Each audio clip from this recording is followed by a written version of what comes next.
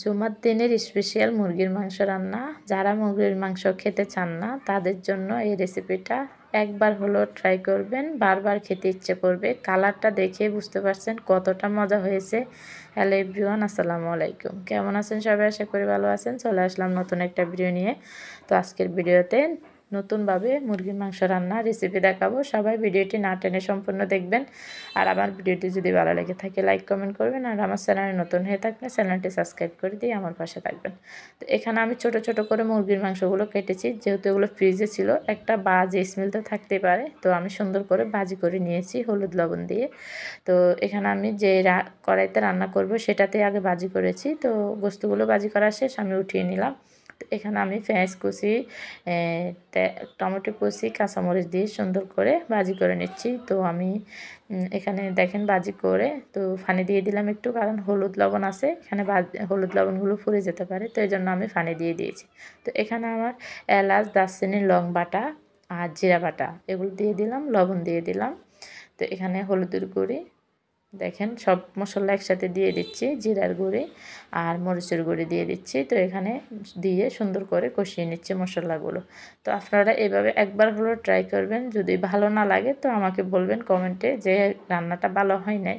আর যদি ভালো লেগে থাকে সবাই আমার ভিডিওটি বেশি বেশি করে শেয়ার করে দেবেন। তো আপনাদের জন্য কষ্ট করে ভিডিও বানাচ্ছি, যদি আপনারা না দেখেন তো কে দেখবে বলেন। তো এখানে আমি রসুন বাটা আর আদা বাটা দিয়ে দিচ্ছি, দিয়ে সুন্দর করে কষিয়ে নিচ্ছি।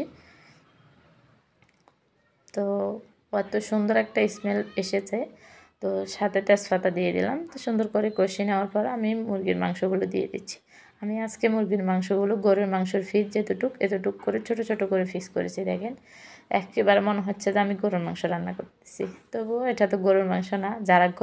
যে দাম গরুর মাংসের খাওয়া যায় নাকি।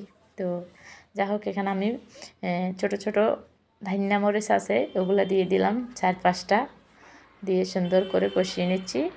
একটু একটু ঝাল ঝাল হবে, ঝাল ঝাল হলে আর খেতে অনেক মজা হবে। তো ভালো করে অল্প করে একটু পানি দিয়ে কষিয়ে নিচ্ছি। তো কষানো শেষ হয়ে গেছে, আমি এখানে পরিমাণ মতো এখন পানি দিয়ে দেব, কারণ মুরগির মাংসগুলো সুন্দর করে সিদ্ধ হয়ে গেছে। আর বেশি সিদ্ধ করতে হবে না, যেহেতু এটা ব্রয়লার মুরগি। তো এই তো সিদ্ধ করার পর আমি এখানে পরিমাণ মতো এখন পানি দিয়ে দেব। দেখেন পরিমাণ মতো পানি দিয়ে দিচ্ছি। তো আমার রান্নাটা লাস্ট পর্যায়ে চলে এসেছে।